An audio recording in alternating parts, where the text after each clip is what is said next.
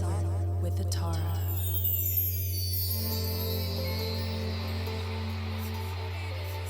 The Sunday Soma.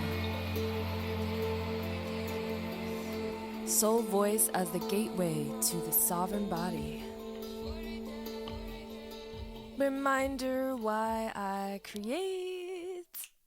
Steady creation plus reciprocal living equals resilient nervous system equals somatic sovereignty. I'm refining that formula with every week. Somatic check-in. Me and my body are going through some things. I wouldn't be alive if we weren't, right? And no, it's not Mercury retrograde or the latest planetary forecast, nor is it puberty, thank God. Though at times it is just as awkward. In all seriousness, it's that something Beyonce talks about in her songs about freedom. P.S.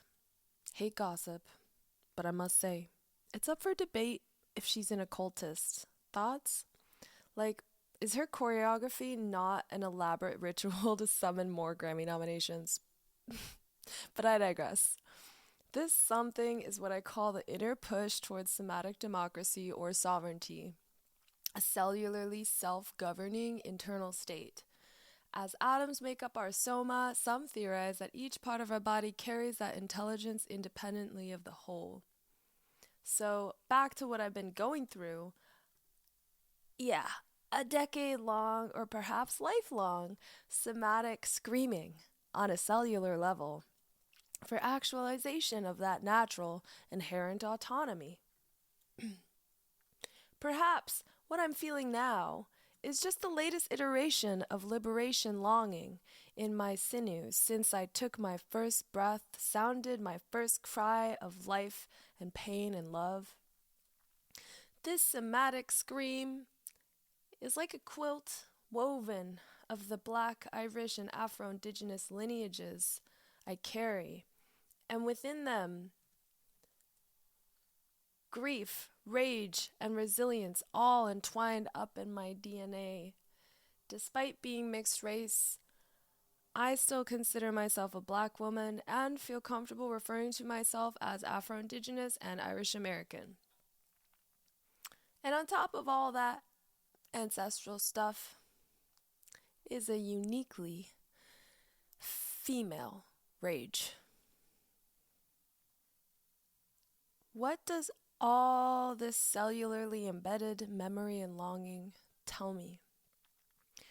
When I listen to my soma, it speaks to me of the need to uncage my voice like it's a feral panther that never should have been zoo-bound.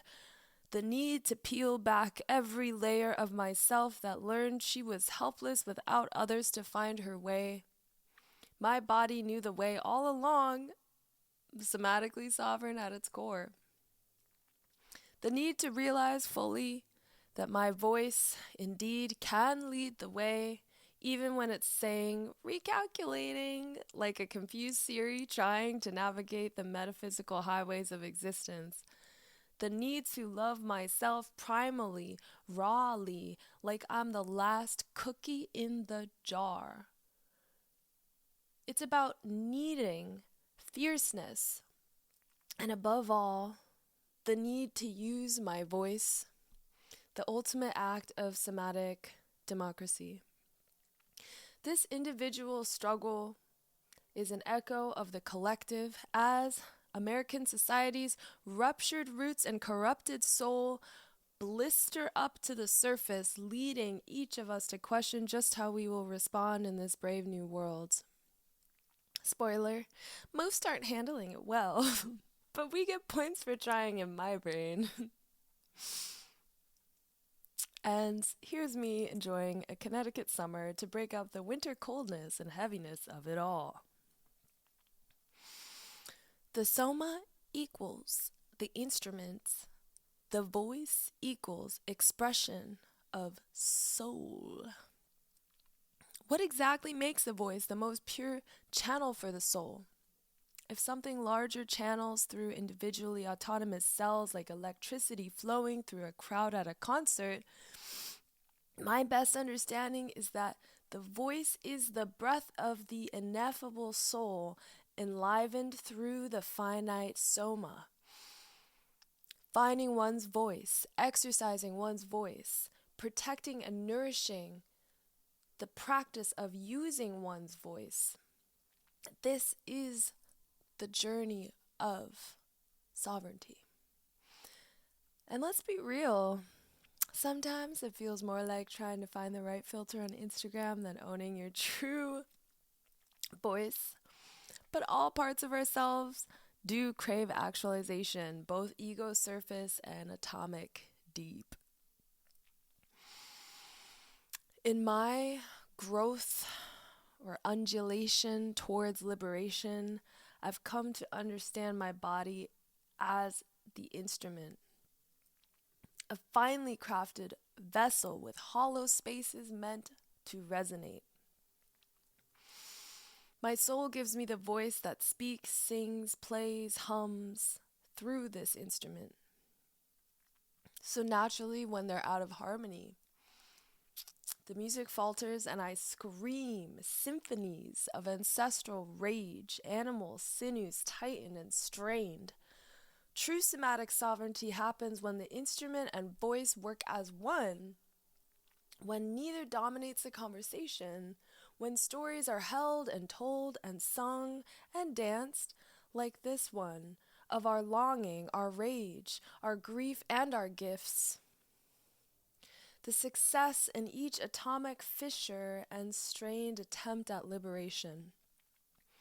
Sometimes this somatic instrument of our bodies crack open from pressure, trauma, or neglect. Sometimes the voice strains beyond its natural capacity, trying too hard to please an imagined audience in a codependent web of self-abandonment and succubus entanglements.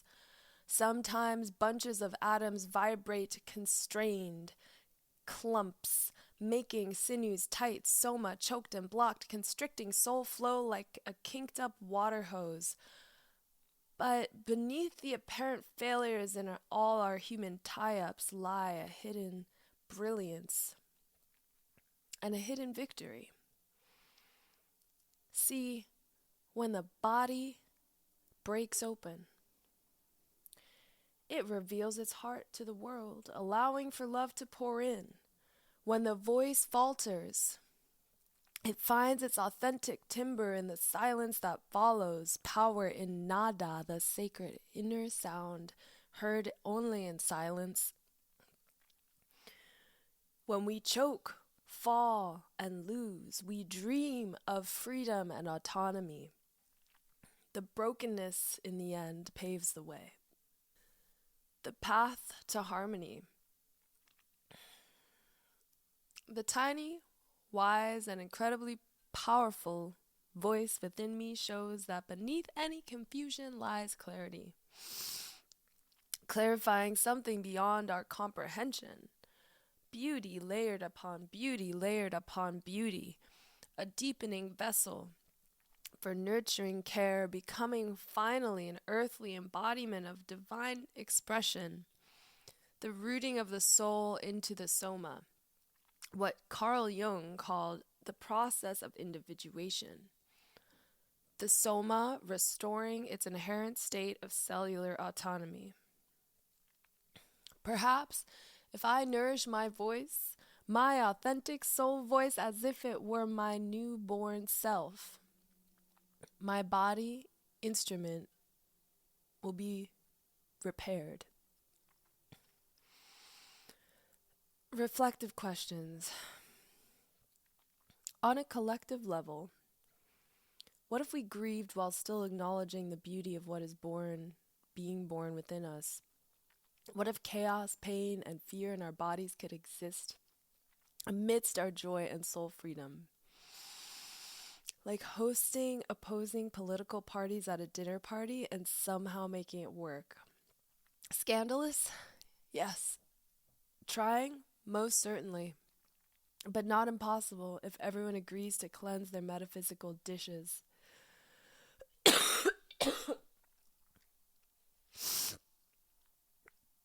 This is the profound mechanics of somatic sovereignty. Perhaps if we nourish our voices, our soul voices, all that is seemingly lost or destroyed in our bodies, individual, ecological, and national, during the process of our becoming, may be restored. The ego's performance anxiety can crack us open, yes, but that very opening creates space for the soul to finally breathe. This is the eve of my 40-day restoration project. You will receive this in your inbox in the morning. I can't wait to share more of my life with you, and I hope you'll join for the wonky, whimsical, wild journey. And please do bring snacks. Ideally, the metaphysical kind that nourishes both the soma and the soul. Maybe actual snacks too. Transformation is hungry work.